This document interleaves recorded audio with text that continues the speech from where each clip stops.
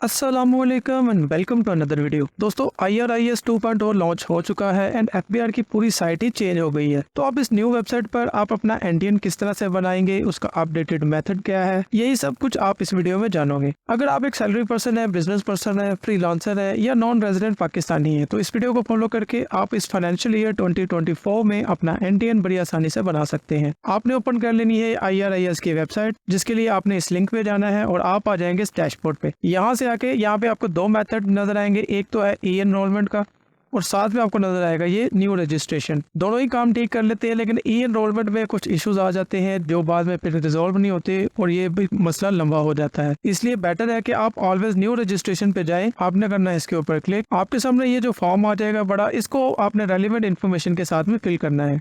जैसे सबसे पहले आप यहाँ पे अपना CNIC नंबर एंटर करेंगे। दोस्तों, इनकम टैक्स रिटर्न को डिटेल से समझने के लिए एक कॉम्प्रिहेंसिव कोर्स आप अवेल कर सकते हो, जिसमें टैक्स रिटर्न की तमाम कैटेगरीज की छोटी से छोटी डिटेल भी डिस्कस की गई है। कोर्स का लिंक वीडियो के डिस्क्रिप्शन में मौजूद है, लाजमी चेक कीजिएगा। इसके बाद आपने यहाँ पे अपना प्रीफिक्स जो भी आपका सरनेम होगा वो यहाँ से आपने चूज करना है। जैसे यहाँ पे मैं मिस्टर करूंगा, उसके बाद यहाँ पे आपने अपना पहला नाम लिखना है, यहाँ पे मिडिल नेम और यहाँ पे लास्ट नेम। बहुत दफा लोग ये क्वेश्चन करते हैं कि मैंने जो एनटीएन बनाया है उसके बाद वहाँ पे जो नाम शो है मेरा वो ठीक से नाम शो नहीं हुआ या स्पेलिंग में मिस्टेक आ रही है, तो इसका हल क्या है।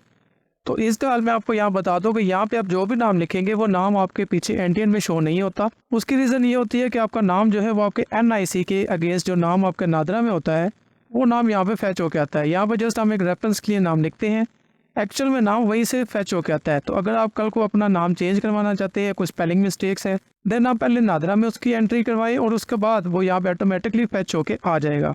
यहाँ नीचे से आपने अपने मोबाइल की कंपनी बतानी है, जिस कंपनी की सिम आप यूज़ कर रहे होंगे, और उसके बाद यहाँ पे अपने नंबर लिख। इसके बाद दोबारा आपने वेरीफाई करना है सेम 0092 के साथ और आगे आपने अपना नंबर लिख देना है। नीचे आपने अपनी वैलिड ईमेल जो आप अक्सर यूज़ करते हैं, जिसका पासवर्ड वगैरह सब कुछ आपको याद है, आपने वो यहाँ पे एंटर करनी है, क्योंकि इसके ऊपर आपको एक कोड जाना होता है जो आपने वापस नीचे वेरिफिकेशन में एंटर करना होता है। तो बेटर है कि जो ईमेल आपकी वर्किंग में हो आप वो यहाँ पे दें। आपकी बेसिक इन्फॉर्मेशन फिल कर लेने के बाद नीचे आपने अपनी एड्रेस इन्फॉर्मेशन देनी है, जिसमें सबसे पहले होता है आपका टाइप। आपको एड्रेस में टाइप किया तो यहाँ पे मोस्टली हम रेजिडेंशियल प्रॉपर्टी लिखते हैं। उसके बाद हम लिखते हैं यहाँ पे फॉर्म, यहाँ पे हम लिखेंगे ये हाउस है। और यहाँ पे ये बात भी याद रखिएगा कि अगर आप एक बिजनेस पर्सन हैं और अगर आप एक बिजनेस एनटीएन बना रहे हैं तब भी आपने यहाँ पे अपनी बेसिक इन्फॉर्मेशन यहाँ पे देनी है। बिजनेस की एड्रेस इन्फॉर्मेशन वगैरह वो आगे जाके दी जाती है, जो कि आप इस वीडियो में आगे देखेंगे।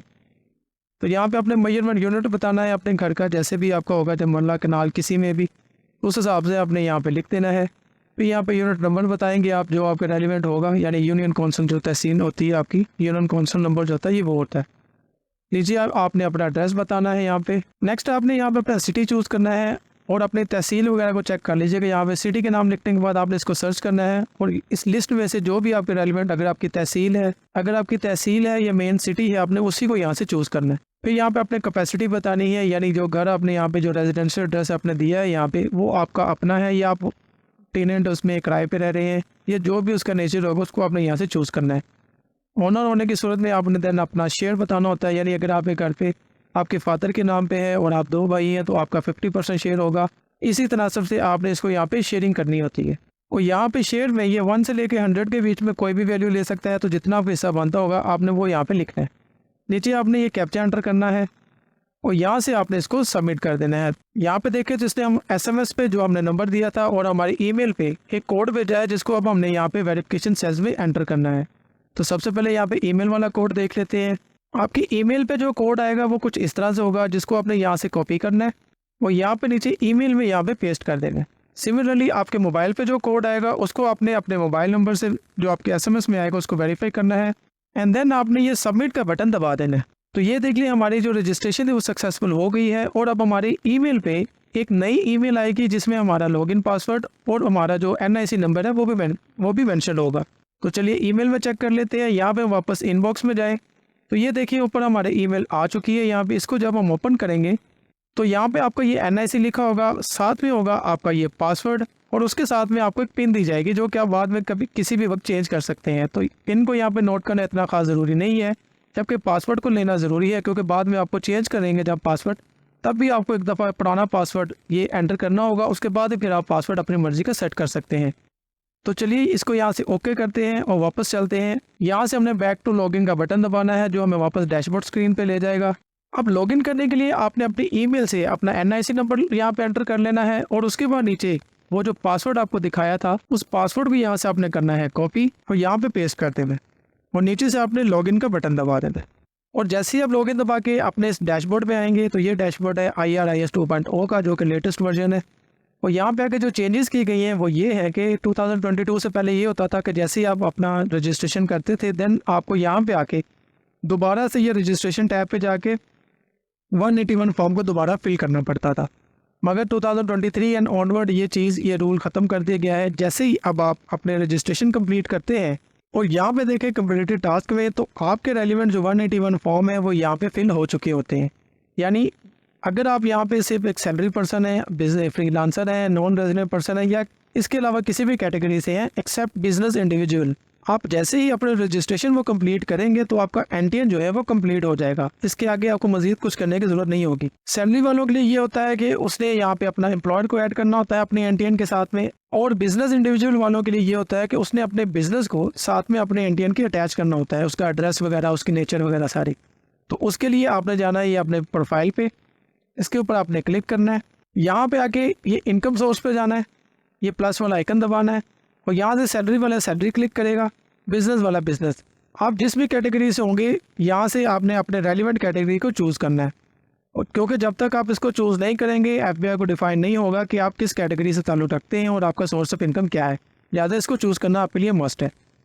इसी तरह अगर आप बिज़नेस वाले हैं और यहाँ पर आपने पहले अपना इनकम सोर्स बिज़नेस कर लेना है, उसके बाद आपने बिज़नेस टैब में जाना है। क्योंकि अगर आप यहाँ पे इनकम सोर्स चूज़ नहीं करेंगे, सीधा बिजनेस पे आके ये प्लस वाला आइकन दबाएंगे तो यहाँ पे आपको एरर नज़र आ जाएगा जो कि कहेगा पहले बिजनेस सोर्स चूज़ करो फिर यहाँ पे बिजनेस ऐड करना। तो बिजनेस वालों ने क्या करना है, अब उनको समझ आ गई है। अब देखते हैं सैलरी वालों के लिए, उन्होंने ये जाना है एम्प्लॉयर के टैब पे, यहाँ पे प्लस वाला आइकन दबाना है। सिमिलरली उन्होंने पहले यहाँ से अपना इनकम सोर्स चूज़ करके फिर यहाँ पे आएंगे तो यहाँ पे एक विंडो ओपन होगी जिसमें उन्होंने लिखना होता है कि वो किस डिपार्टमेंट से ताल्लुक़ रखते हैं, सरकारी है या प्राइवेट है।